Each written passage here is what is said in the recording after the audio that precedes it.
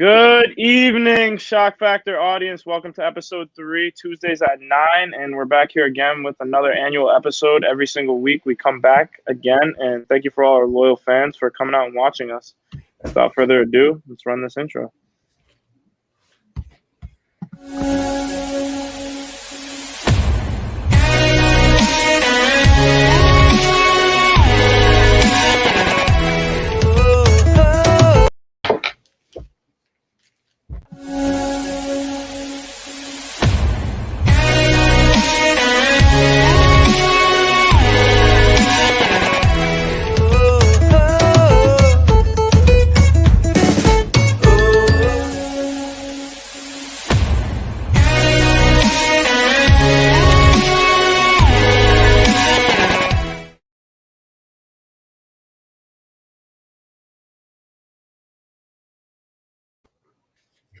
Welcome back.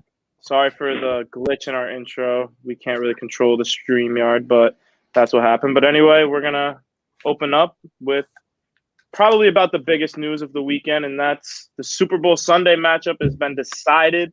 Buffalo has lost to Kansas City, and Green Bay has lost to Tampa Bay. And Tom Brady barely snuck by again to get back to his 10th Super Bowl appearance. And that is a crazy number, and we're talking about record-breaking numbers. Yeah, I mean, I won't lie. I was watching that Packers game. May or may not have had money in the Packers, so I kind of think there was a little bit of missed PI there on Devontae Adams at the end in the end zone. But that's neither here nor there. Tom Brady's still in his 10th Super Bowl, which is honestly insane. So, I mean, obviously it goes without saying now that he's the undeniable GOAT. The Super Bowl is just the cherry on top if he wins it. That being said, Tampa Bay is plus 145 this week. Kansas City is minus 165. So it's going to be interesting. It's going to be interesting to see how this game goes. I think it's going to be a shootout. I think it's going to be very, very entertaining. It's kind of, the young buck is the next face of the league, versus Tom Brady. I think this is kind of Patrick Mahomes' step up to fame. This is kind of his way to get up. Yeah, I totally agree. But, I mean, at the end of the day, we got to look at the way Tom Brady changed the way coaches coach the game. He changed the way players play the game. He changed the way receivers can play.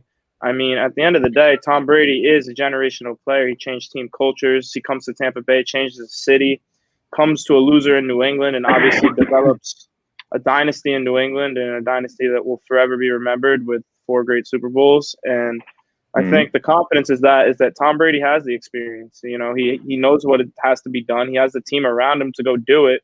And he has a defense behind him that is going to fight for him. So I don't know. I think that we're in for a really good game. And I think that we have a lot of similar yardage statistics as well as like points per game, yards per game, third down conversions, and turnovers. We're getting to that in a little bit. But yeah. Yeah, I mean, all their stats are very, very similar when you look at both the teams. I mean, it's pretty shocking. It's a very, very close matchup.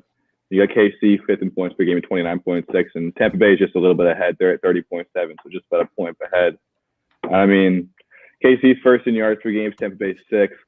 Their third down percentage, KC's 49.5 at second, Tampa Bay's 44 at 8th. So they're both top 10, pretty much all stats considered on offense. So they're both absolute offensive weapons in terms of their team. So it's going to be very interesting to see how this game goes, I think. It's more about defense. Defense plays better, I think, at the end of the day. True, and we can see Tampa Bay coming in, obviously, with the favorite with 1.7 turnovers per game, and they have the second-ranked turnover per game defense, as long as – and Brandon Bolster says Brady and Evans or Mahomes and Kelsey. So let's just get I'd have to say Mahomes and Kelsey personally. When you look at the stats, I mean, Kelsey was leading the league for a long time in yards as a tight end, which is pretty much unheard of. And, I mean, Mahomes is obviously, a generational talent. So I would have to go with right now Mahomes and Kelsey personally. You glitched out, but yeah, I definitely heard everything you said. Yeah, Brandon, that's a good question, but I would take Mahomes and Kelsey too because they kind of have that chemistry that you can just see. They'll go for 3 touchdowns in a big game and just make it look like pitch and catch. He'll always be open. He'll find the seams. He'll get the comebacks, and he's a smart player, and they both know how to play well. Also, just talking about always being open, he also had, or Patrick Mahomes also has Tyreek Hill to pass him as well as, Kelsey. So the speed of Tyreek Hill, I think, is going to be a problem for the defense of the Bucs for sure. Because they're 21st in yards. They're pretty much last in yards per game, right? for the defense. Or their defense, my bad. I'm just fumbling my words. But you know what I'm saying here? Yeah, you're good. I know you're saying here. Yeah, man. Yeah, I mean, realistically, though, in this matchup, right, it's all going to come down to who's going to execute better. It's going to be defensively, it's going to be the interception battle and the individualized young versus old buck, as Max was saying, the Mahomes versus Brady. And when it comes down to it, which team is going to make more turnovers, going to make less errors, play error-free football, and come up with a better plan. And I think offensively out the gate, they both have the same amount of weapons. I mean, when you talk about Tampa Bay, you talk about Chris Godwin, you talk about Scotty Miller in the slot. We saw that touchdown at halftime where Scotty Miller just flat out roasted, made the Packers defensive back turn his back towards the sideline, which is a big no-no for any defensive back. And Scotty Miller roasted him and scored a beautiful touchdown. It was a beautiful pitch and catch play, and that play ended up winning them the game. Brady and Scotty Miller over Mahomes and Hill. That's a very hot take, but I love the enthusiasm of it. I definitely. It's very Wes Welker-esque and Julian Edelman-esque that Tom Brady has a guy like Scotty Miller on his team who runs slants for him. Yeah, he always has had a guy like that. He always finds that one guy who is on the practice squad that he makes a stud. And this year it's Scotty Miller. He was one guy. And we forgot to talk about Chris Godwin, too. And Chris Godwin's an all-pro receiver. He's a top 5 last year in receiving yards. And him and Evans is a duo, too. I mean, this is going to be an offensive battle to the end. They both have different types of players, you know, so it's going to be an interesting game, and I think it's probably definitely going to be the game of the year. So, thoughts on Chris Lee in the comments says, thoughts on Brady saying Godwin is the best hands he has ever played with. I got to think Randy Moss. I mean, I don't know. Yeah, for real. Statistically, Randy Moss, absolutely. There's no better. In terms of pure skill, I guess. If he's saying it, he must be saying it for a reason, you know? I think Chris Godwin, and I was watching the game, he just had a light, 4 for 99, you know what I mean? And that post-game routine with his father.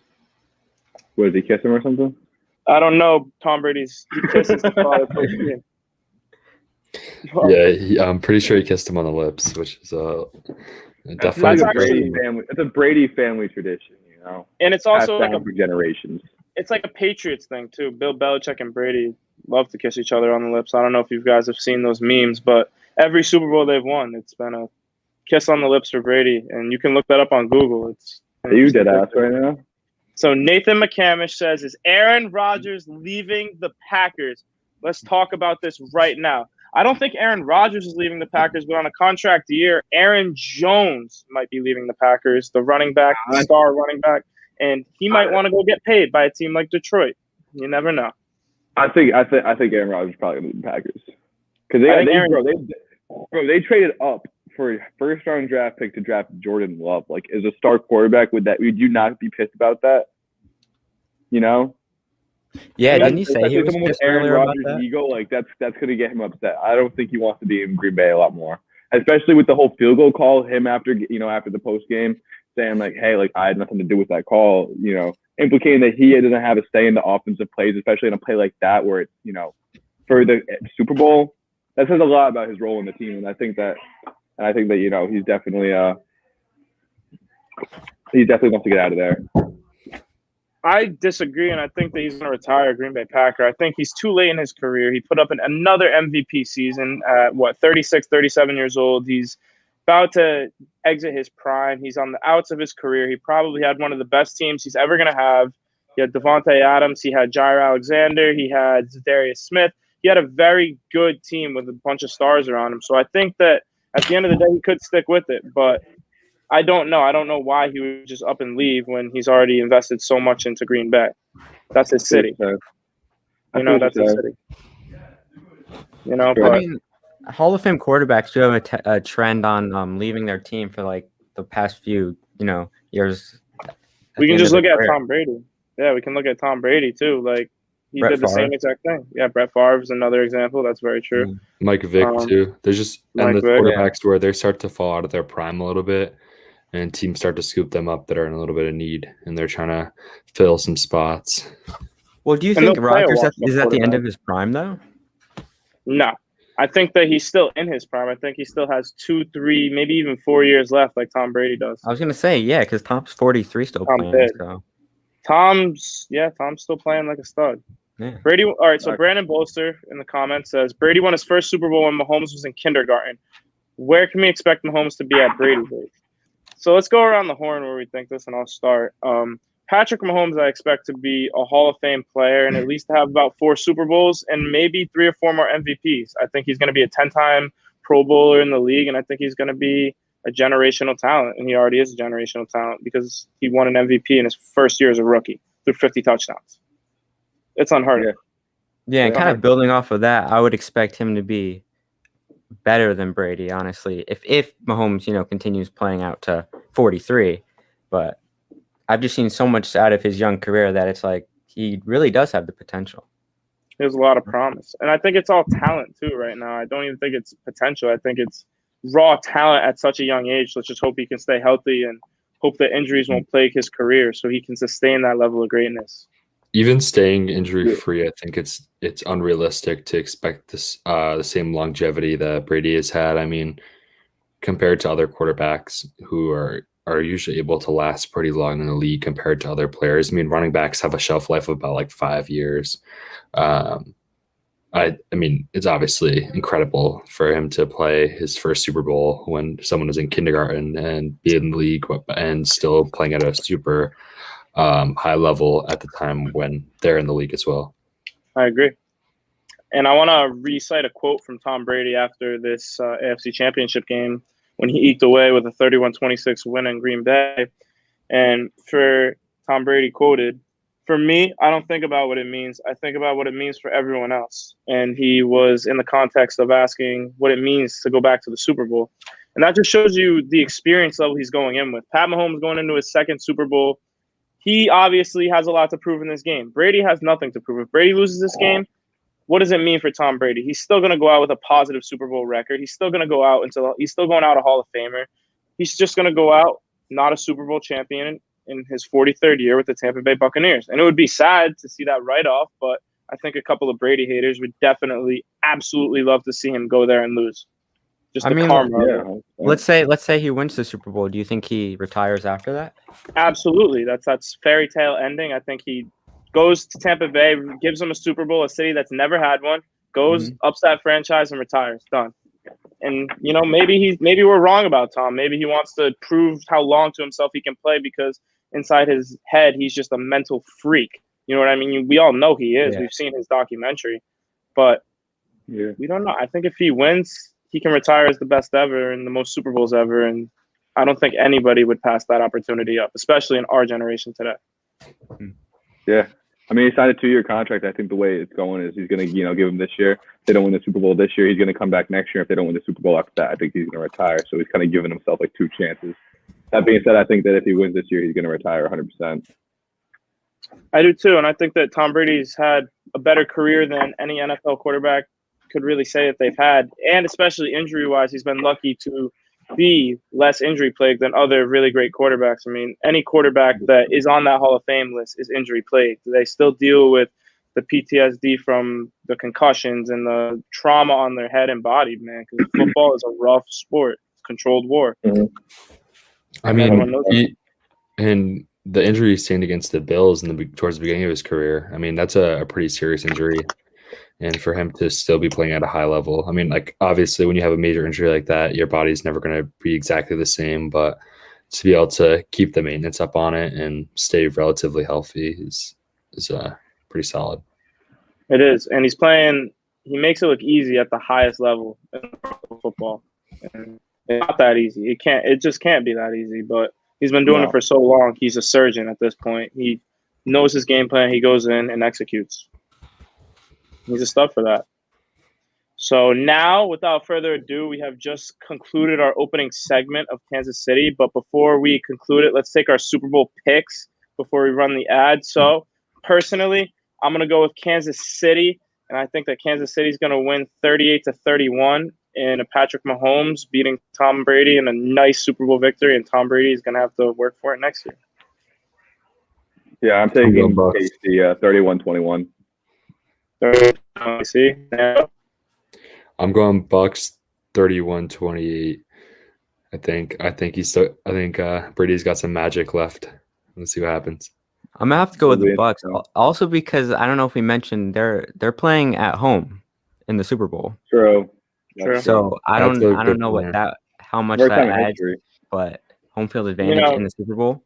And what about Tom Brady? What percent of fans are allowed in-person attendance at this game? Yeah, I know it's Florida. They don't regardless, Florida's like 60%. they're comfortable at that stadium, though.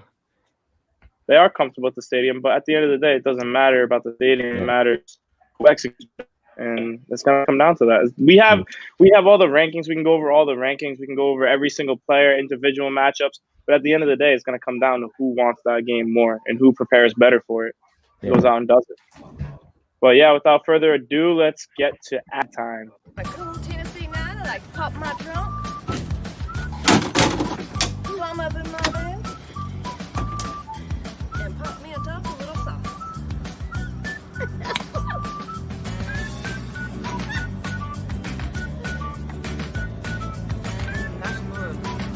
So now I'm on my second order, and guess what? This is the bachelor's dream. Because I just open the jar, make my pasta, and I got my homemade sauce.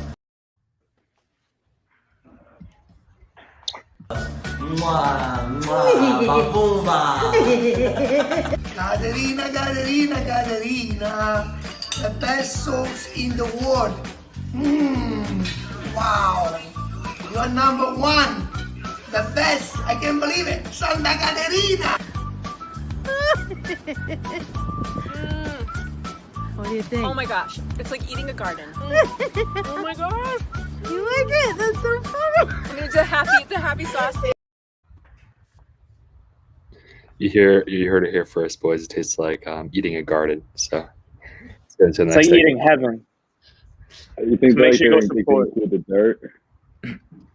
Make sure that we go support our sponsors and our advertisements because we care deeply about them and care about their sauce getting sold for sure. And I think on episode 4, we're all going to drink a bottle of sauce to the most that we can. And I think that y'all will see episode 4 is going to be called The Sauce Boss.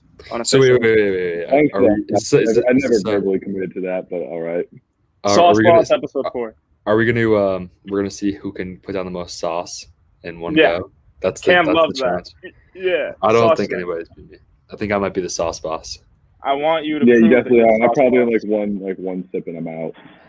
I think realistically, I think realistically, I can get an entire bottle of sauce down. I think realistically, if Cam doesn't win, then there's a problem. There's a problem. Is there any sort of financial compensation I receive for putting down the whole jar? Yeah, I'll bet you $2. All right, cool. I'll contribute $2. Is everyone throwing $2? Yeah, well, if you can get the whole thing out without throwing up or leaving the camera. David Lynch in the comments, our most loyal fan, says Cam been the sauce boss since he came out the womb, and that's true. Big guard in the state. Boss. Let's give Cam a big shout out though. Last night he beat my alma mater high school, North Kingstown High School, in a close game. He willed his way to win, a big guard type of. Yeah, David Lynch. I actually beat David Lynch. I actually beat David Lynch to that comment because I was already talking about it. You must. But yeah, no, I was just about to talk about it. David, I saw you had 26 and 12. Congratulations. That's a good performance for you. That's a double-double. And, I mean, you went balled out. Owen had 23 light. And, you know, I mean, what was it, 63 to 59? Y'all always give NK a real good game. So that's 2 D1 superpowers.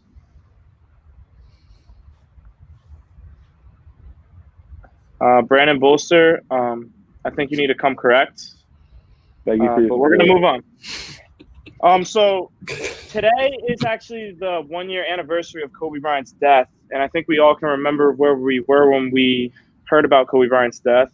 And I don't think anyone thought it was real. I think we all thought it was fake news when we saw it from TMZ. And I think we should do a 24-second moment of silence for Kobe starting now.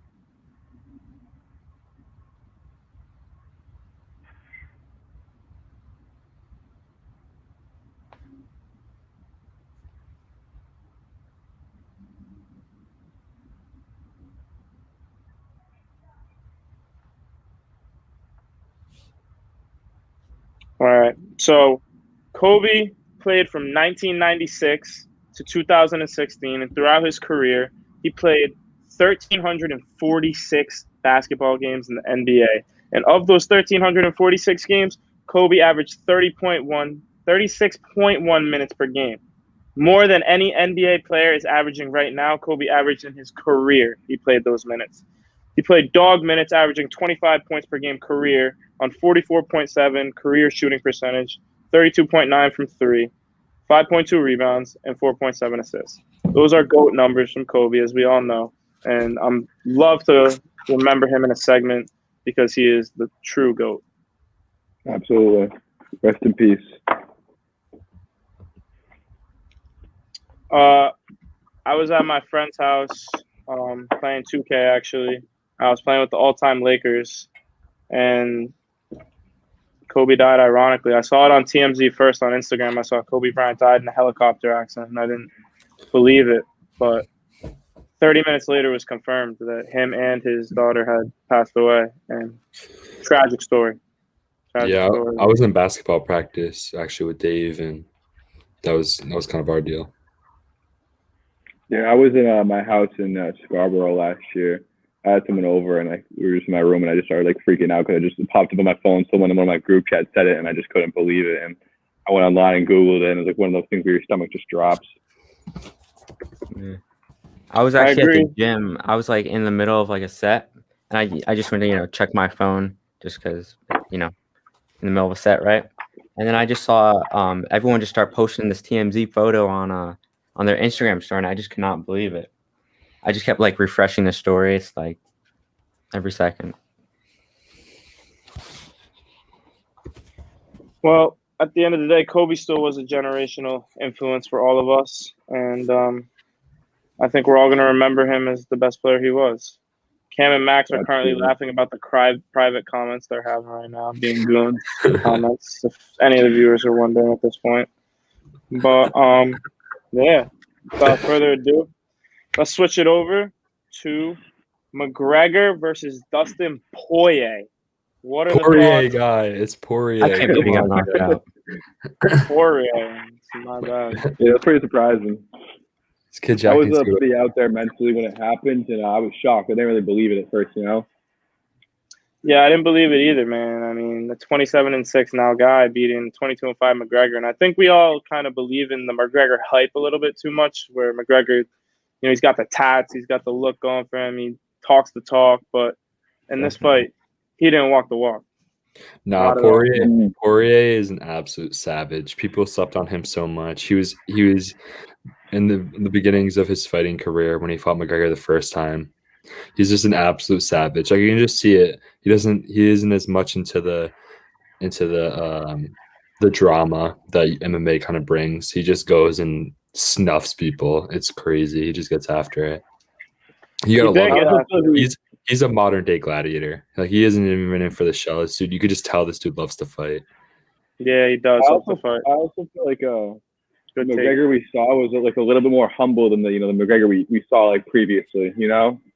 Like the old McGregor we saw was a lot more just like an absolute like just did not give a damn about anything. He would just do what he wanted, and like no one could really stop him. And I think that the McGregor we saw the other night was a lot more of a humble McGregor. And David Lynch wants a preview of Maximilian versus Jack. Yeah, no, that's fact. I gotta support David Lynch on this. I want a David versus Devin Lynch fight. I also want a preview of that. David versus Devin Lynch. Send a picture of Cam Hughes. But yeah, I mean, David Lynch wants to be personal, but that's why he's in the fan section for the show. So that's why that was a chirp, David Lynch. I want to see what you have to say to that because that was kind of a chirp right there. Yeah, I agree. But yeah, so he shouldn't be professionally fighting. He should be like that. Just seems silly to me. I appreciate you, Rishi, for taking me as the hardest favorite ever. Taking me at he's Rishi. Nah, you're good. Yeah. You're good, bro. You're good.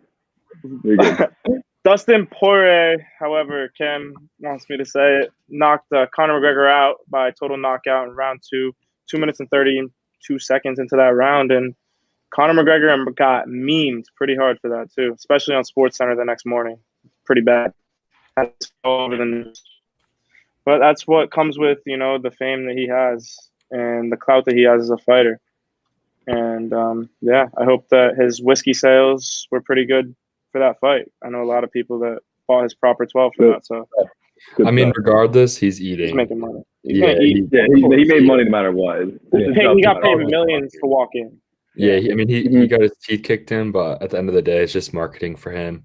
He kind of changed his mantra a little bit, and I mean, there was the respect that he had with Poirier. I think that was definitely an interesting side of McGregor that you don't see too often because he's usually pretty loud. I mean, he's chirping Khabib for his Muslim religion, which is obviously very against what would be considered political correct during our time. And I mean, obviously, I don't condone that behavior, but that's just kind of the brand that he had. And to switch that up and kind of change into a more respectable fighter. I mean, I think that definitely shows the respect that he has for Poirier, but maybe just a change as he's matured a little bit. So what do we think about the comeback for Conor McGregor and the timetable for that comeback? Are we thinking 6 to 12 months, or he's going to be absent a little bit, go dolo, and 6 to 12 months he comes back? Who do you think? You think he takes a headline fight, or you think he takes some schmuck that he can just beat the crap out of? Headline. It's still Conor McGregor. He's still Conor McGregor. He might be more humble, but he still has that same confidence in himself, no doubt. And I mean, he did say at the end of the fight, he said, "This is the last time you're going to see me." So I think he's going to come back. I think he's going to come back with some rage, which I hope he does.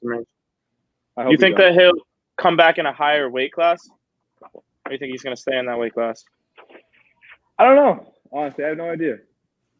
He's in that lightweight weight class, so he's around that 135, 140, and that's, at the end of the day, that's light for a grown man. You know what I mean? You can throw 140. Those dudes can bench press 3 times that, you know what I mean, with what they're eating and, what they're not eating, honestly. What they have to do to get prepared for those fights is absolutely ridiculous. You have to pretty much go into an 120-day camp. I mean, everyone knows as soon as the date's set, it's training until then. You know what I mean? It's constant grind. So. Oh yeah, it's like a lifestyle for them. It is a lifestyle. It is a lifestyle. Yeah, day in, day out thing. Yeah. And so we had kind of this new fighting segment, and you want to switch, Max? Yeah, I'd say we're just going to move on a little bit from McGregor versus Poirier to a Ryan Garcia versus Manny Pacquiao, which is, I think, going to be a very interesting fight. Yep. I'm looking forward to this. Yep. You got Garcia, who's plus 110, despite the fact that he's undefeated right now, which I think, honestly might be a great bet line right there. I'm probably going to put some money on him myself just because I could totally see Garcia upsetting Pacquiao. Pacquiao's minus 140. I mean, he's played, he's fought in how many times, Jack? 71 games? 71 fights? Yeah, he has 71 registered fights, and he's 58-6 in those fights and won 38 by total knockout. Yeah, so I mean, that's a really he's got good the record, experience, and we kind of see this old generation versus new generation. Pacquiao's the fighter of the decade, Max. We know that, but I like Garcia too. I like him. He's got 18 knockouts out of his 21 wins. That's 3 dudes he hasn't pulped on a knockout, and that means that he's just an savage. He is just a new generation beast, and I think that he's going to give Pacquiao his money's worth.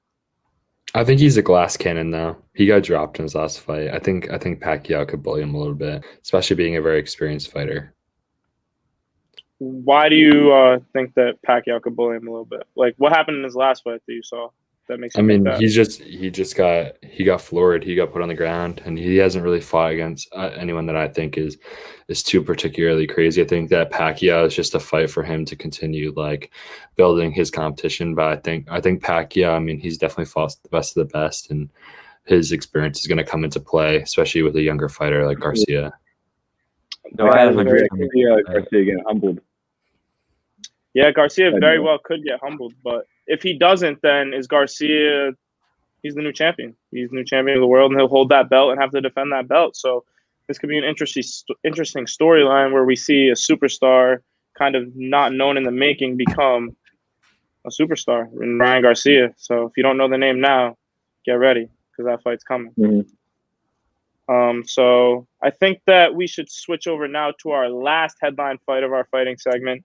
And that is Jake Paul versus Ben Askren. And as we know, Jake Paul knocked Nate Robinson out and completely blew up the internet. He was chirping. He was on ESPN talking about how he wants to become a professional boxer and all this. And Now, Jake Paul has his first professional fight. What do we think is going to happen? He's a minus 155 favorite early, but Ben Askren's plus 105. So, not too far off there. And predictions are that it's going to be a good fight. I think Jake Paul. I think Askren's going to mess him up. I hope he does. I hope he does, because Jake Paul was quoted on ESPN saying that Ben Askren has a glass jaw and that he would be surprised if he went more than 2 rounds with Jake Paul. And Jake Paul said he'd be surprised if he went more than – he said he's knocking him out by the second round. You can go on his ESPN video right now and look up. He's talking all that. He's got his Rolex on with the everything. But then Askren – he talks too much. He does talk too much, and if he gets his behind handed to him at the end of the day, he's going to have to deal with that. But he's Jake Paul. He's got a big network. But Askren – responded with, I know Jake Paul is enjoying pretending he is a fighter. I think on April 17th, he's going to have a rude awakening to what being a fighter is really like. Jake has led a privileged life and doesn't know what the meaning of a real fighter is. And then he finished with, I'm going to put his dreams to an end. So Askren, he's confident in this fight. He said that he thinks that he'll knock Jake Paul out by the 7th round. And, 7th, I mean, kind of far. He's, being modest with it, but pretty well. Yeah, no cap. It's not very confident from Askren, though. I would say it's not very confident. Yeah, considering he's a professional fighter, that's his experience. I mean, Paul's taking the confidence route for sure. We're going on ESPN chirping, I'm winning, as we see Floyd Mayweather do. He's taking that high ego approach to I speak it into existence. He's like telling people I'm saying it before you know it. But we've seen this approach fail on a lot of people like him who's been in his same boat that just get knocked out and their fighting career is over after that. And I mean, Jake Paul hasn't even fought in like a real fighter though. No, he fought KSI and like I really don't see him having a chance. Honestly. And Deji, KSI's brother, who just wasn't really even a fair fight. Yeah. But I mean, if he wins, do you think we would see like a McGregor fight? I don't think. I hope McGregor doesn't stoop to his level. That's what I'm saying. I think it's an embarrassment 50 million? to call it. I don't think Jake Paul has 50 million on a fight yet, unless he wins a couple more, gets to 10 wins. But Jake Paul's not established in that business yet. A guy like McGregor, who's been doing it his whole life, that would be an embarrassment to McGregor to take that fight. That would just be like if McGregor took that fight, like people would clown McGregor for taking that fight for sure, because it's Jake Paul. I think it's Jake Paul. He's a troll. You know what I mean? And it works for the younger age, but for people in our age, we kind of see him as a guy who's a little too cocky and a little too full of himself. And what comes up always comes down, as we know. So be careful who you choose your choice words to, because you never know, because karma always comes around. Yeah, the vibes. But and so predictions in this fight: Jake Paul and Ben Askren. I'm gonna take Askren. Probably put a little money on him. Honestly, he's plus 105. I'm going to take Paul in this one. I think that, as much as I said about Jake Paul, I think that Jake Paul actually might beat the pulp out of Askren. Askren got knocked out in his last fight in 4.9 seconds. Yeah, but Askren needed a face. Fighting a real fighter, bro. Jake Paul is not like that.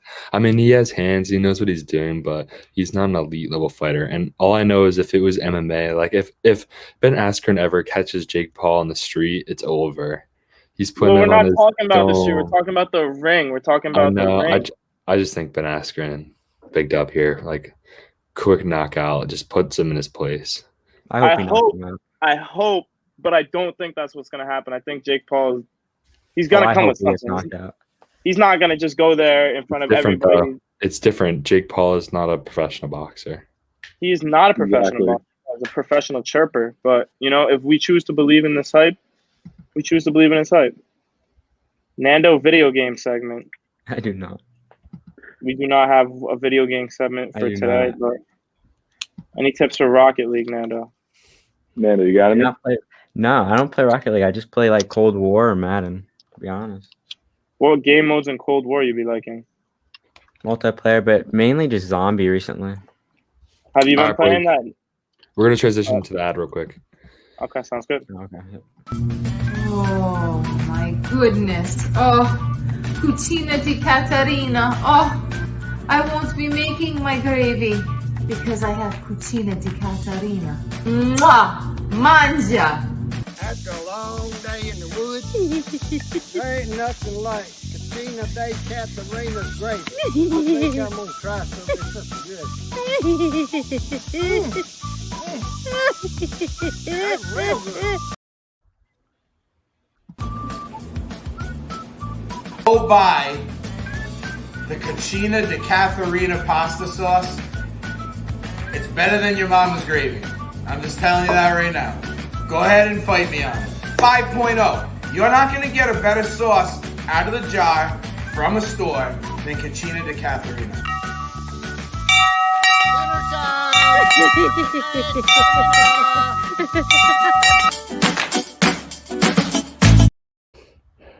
Ron Roberts approved. I think you guys gotta get yourself a jar. If Ron Roberts tells me to get a jar, I'm getting a 5.0. jar. Ron 5.0 Roberts on the 5.0 scale. ranking. The only 5.0 ever. A Ron Roberts 5.0 is like a 10.0 out of 5. That's off the charts for Roberts there. So I think that we definitely have to give credit where credit is due. That was a great ad too, and we'd love to see that ad on our podcast. Always love to have our show sponsored. But without further ado, let's transition to our NBA segment. And first off, we have Pelicans plan to deal Lonzo and JJ Redick because their chemistry is not working with this young team. They're trying to Zion Williams, Josh Hart, Brandon Ingram. They have a good core around them. They have a potential big three in the future. Brandon Ingram playing like a stud as well. But I don't know if Lonzo and JJ Redick are at that all-star level yet. And I think LaMelo is playing better than Lonzo too, as a hot take. But that's besides the point. There's no question. I think LaMelo's definitely better than Lonzo. And I mean, I think the Pelicans just need a little bit of time. And I think if they do this trade, they should really look for either young players or, assets. Actually, I take that back. In this situation, I feel like either young players or veterans, they don't really need picks or anything with the team that they have right now.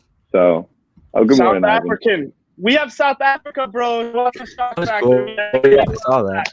We love that. I actually just saw that on the screen. It took me a little to register it, but South Africa watching Shock Factor. So we're going worldwide with this. We international. That is true. We're an international company. We love that.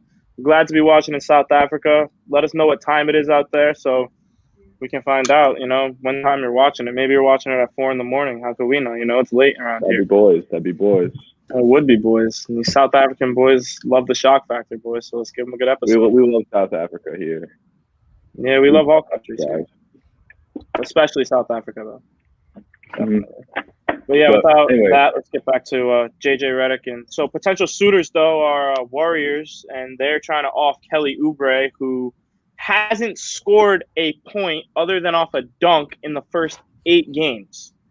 Also, Max, he was 1 for 29 shooting in his first 10 games from 3. 1 for 29. Yeah. I don't know. He was actually a dog last year when he was in the Suns. I don't really know what happened when he got to the Warriors this year, whether it's the chemistry or whether he just is, distracted. But 457. Wow. But yeah, I mean, true fan. I think the Warriors need to either move him for picks or something, because honestly, he's not helping their team. And I think having him and Andrew Wiggins together, their play styles a little similar, and it doesn't work a lot, I feel like. So you need to get rid of one of them. And I think definitely Kelly Oubre is the person to get rid of. And we see, Steph Curry kind of has that 3-and-D kind of play style, and the Warriors kind of integrate that in their whole entire scheme where they try to run, a lot of high-low, and then they'll put Wiseman off the screen and get him a shot or get him to go under. But, they run a lot of basic stuff, but it's a lot of sets for certain players. So, if they're not really getting Oubre effective shots, or even if they are and he's not knocking them down, it doesn't matter how many shots you take. If you play 10 games, right? If Cam plays 10 games and scores 5 points in all of those 10 games, his average is 5 points. And at the end of the day, that's maybe his first 10 games, but he still shot horrendously, which means that he needs to work on his 3-point shot for sure. And he's definitely struggling with it in his game because numbers don't lie. Absolutely. He's still your girlfriend's favorite player, though. Oh, absolutely. She doesn't know what's going on, but she knows on TikTok what Kelly Oubre looks like. Yeah, ladies love Kelly Oubre. Yeah, they do love Kelly Oubre. He's your girlfriend's #1 favorite. That's for dang sure. But besides the point of kissing Kelly Oubre's toes and Cam Hughes there. Yo, let me just drop in here real fast. Look up Juju on the Beat on Twitter and see what comes up. And that's all I'm going to say about that. Anyways, from there, enough about Kelly Oubre and his cuteness. Let's just get on to MVP race. I mean, first place right now, we were just looking into it, and first place is currently Nikola Jokic, and his stats are actually pretty out there right now. 25 points per game, 12 rebounds, 9 assists, and 1.9 steals. So, I mean, he kind of is that heavy favorite, around 34% 38 for MVP right now. 38? 38. I mean, that's crazy. On my His team's only 10-7, but his stats speak for themselves. I mean, he's doing everything for his team right now. It's crazy. He's averaging a Tito. I mean, he came he came into the league, a second-round pick with not a lot of high expectations. The player that he's blossomed into is, it's honestly crazy. I think personally he's one of my favorite players to watch in the league right now. The way his style, the way that he always does his behind the pack, passes, running picks and stuff. I mean, he's a lot of fun to watch, and I think it's going to be really interesting to see him continue to develop. And I mean, MVP candidate. I think the Nuggets are one of the low-key better teams in the West, and I think West, which is a division full of competition right now, I think that they could go deep into the playoffs just like they did last year. Yeah, I really do. I think they could too, because Nikola Jokic can do it, or Jokic, sorry, excuse my correction respectfully, but Jokic has a good center around him with Jamal Murray, and now they have Michael Porter and a young team that can play. So I don't know, man. I think that he can shoot the three, he can drive, he can play off the screen, he can rebound, he can pass. He can really do it all. He's a real all-around player, and he leads that team more than anyone knows. And when people are shocked to look at Nikola Jokic is number one for the MVP, but the numbers don't lie. Right now he's the heavy favorite, almost by double. And in number two, we have Kawhi Leonard at 16% favorite, and he's averaging 25.9 points per game, 5 assists, 5 rebounds, 2 steals, flat, and 0.7 blocks. So Leonard playing for the Clippers still, putting up a nice clip of points, and averaging what he usually averages every year. He's just that long arm shooter and can shoot over you and just plays better than you. Yeah, I mean, it's tricky because on that team, they also have Paul George and Lou Williams. But I mean, Kawhi is one of those players that absolutely changes the dynamic of a team and entire starting roster. So he's always an MVP candidate, and he has been since his latter years in the Spurs.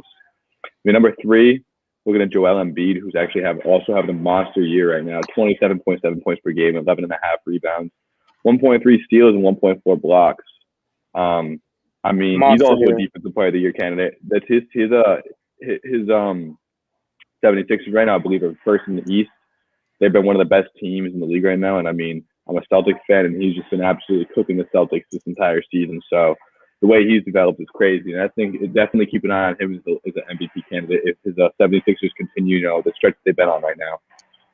And, 2 years ago, we saw 76ers make a 22-0 run at the end of the season and finished out and started to play together as a team.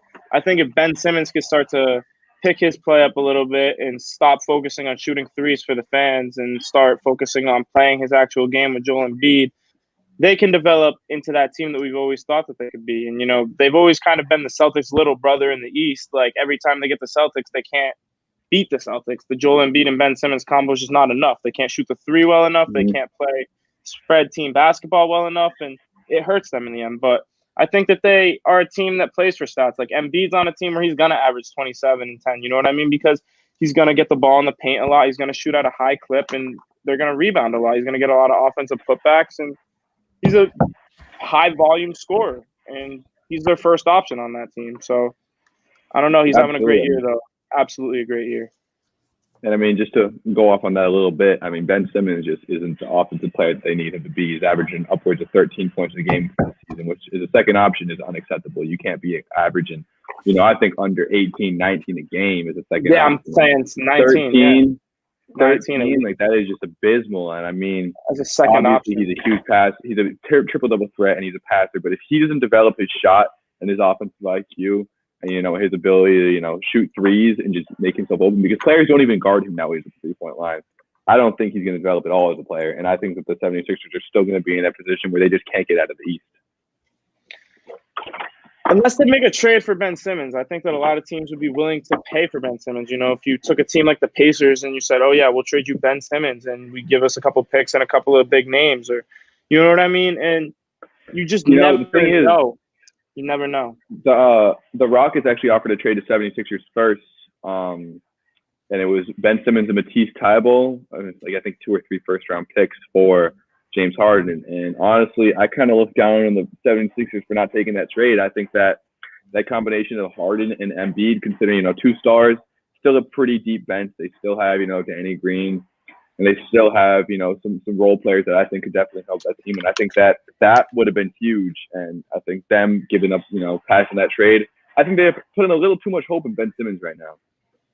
They have been for the past years, man. I mean, ever since he was a rookie, we can see him just try way too hard to be a player that he is not. And I mean, in his best season, he averaged 19, 8 point. He averaged around a double-double, and he had about that 19 points per game because he was scoring on the inside so well. He has been nothing but an inside point guard scorer.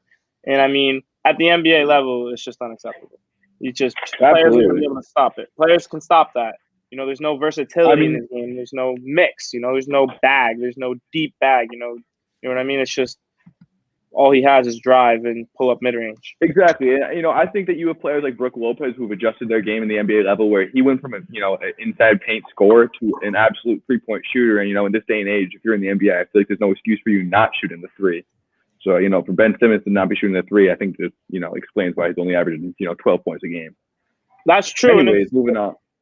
Hold on, before we move on. No. Go ahead. Before we move on. Sorry about that.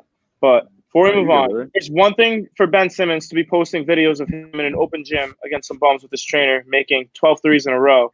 But it's also another thing for Ben Simmons to be shooting threes in a live NBA basketball game. Those are 2 completely different things.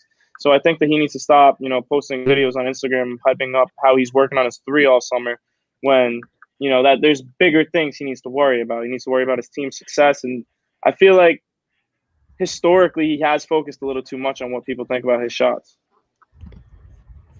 Absolutely. But yeah, for number 4, we have LeBron James. Yeah, well, LeBron James and Anthony Davis. Honestly, LeBron James, I don't even think we have to go into him. Enough said. He's having another career year. He's like the Tom Brady of the NBA. Tom Brady's like the LeBron James in the NFL. You can say that however you want.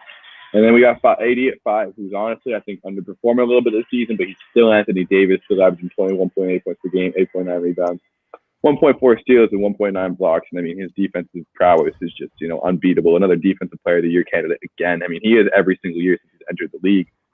I think that says, pretty much everything he needs to about AD. He's one of the best defensive players in the league and a generational talent, just like LeBron James. Yeah, he is a generational talent. And putting those 2 players on that same team is just a little too much talent together for our liking. And I think that the Lakers, again, might have another championship contender. And they're going to stay in first for the remainder of the season. And it's going to be pretty loud. Who's dinging? Is that – you hear that dinging? No one hear that ding? It's not on my screen. I just wanted to know if it was on the podcast because – okay. But anyway, yeah, he's having another career year. And Anthony Davis is a sidekick. And, I don't know. Now they have what's his name? Montrezl Harrell and Dennis Schroeder as well, 2 excellent additions. And I think that the Lakers are poised to repeat. I don't think the Nets really stand a chance against them. Yeah, I think that they're the clear number 1 in the West. I don't think anyone's as good as them in the West. Yeah. At all. And without further ado, do we have another ad to run right now? We do not. We don't have more ads left? We do have another topic to talk about. And that is the comparison of Stephen Curry to Bradley Beal, statistically in the NBA, playing around the same amount of minutes. Curry playing 33.9, Beal playing 35.6. Beal obviously averaging 34.5 points per game, first in the NBA. He's a scorer on the 13th seed in the East. And Curry averaging 28.4 on a playoff contender, 8th seed, 9-8 team with a young core with James Wiseman. And he's not doing necessarily too bad with that team that he has, and he's carrying them for sure with his 9-8, 8th in the West. He's really shooting them. He shot them into 9 games, shot them into 9 wins. That's for 100% sure, man. With that 62. Well, how many points did he have? 62, I think, in that game. Yeah, 31 and 31 and a half, 31, 31. 61, 62. Yeah, it was his career high. Yeah, and just nuts performance because he can just shoot it. His muscle memory is so good at this point. His body just knows. I actually saw this thing on Instagram that shows like when the Warriors call timeouts, Stephen Curry can control his breathing techniques so he can get his heartbeats down before he takes a big shot, because apparently if your heartbeat's up in a big moment in the game, then it's going to cause you to overpower. Nick Narcissessian says the Lakers finna repeat. I do agree. I think that they're clear number one. I don't think anyone's touching them right now. And until we see what the East has. I think Nets maybe might touch them, but they've got to figure out how to play them. They can. Yeah, I don't think the Nets can beat them. They can beat them. They definitely can beat them. Dude, they're not deep enough to beat the Lakers. The Lakers just have such excellent depth right now with two, superstars. I think the Lakers are, right now one of the best teams that we've seen in the NBA. Yeah, I think that having two superstars with a strong supporting cast is a lot more valuable than having three and kind of having some bums falling out. Absolutely, I couldn't agree more. Are you guys ready for meme time? Yeah, we're ready for meme time. All right, we're gonna start off with the biggest meme, Devin Lynch. Anyways.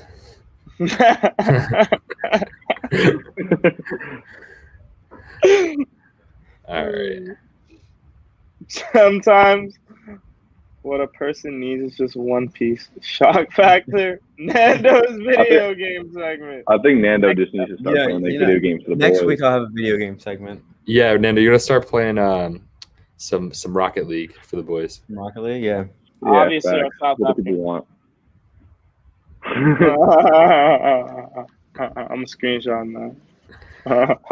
That's a good one. Yo, Jack, they're saying you're canceled right now. Max, your Tinder girl.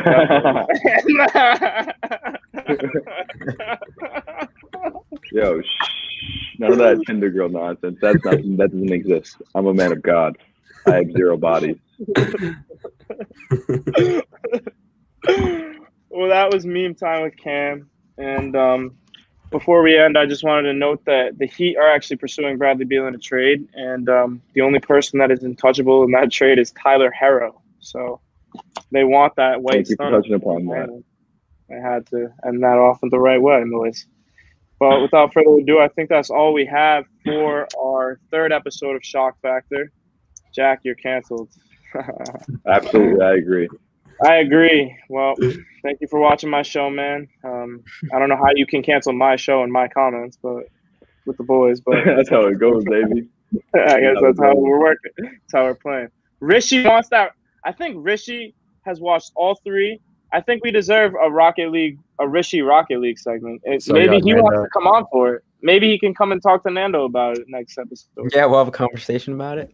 I think I can coordinate that.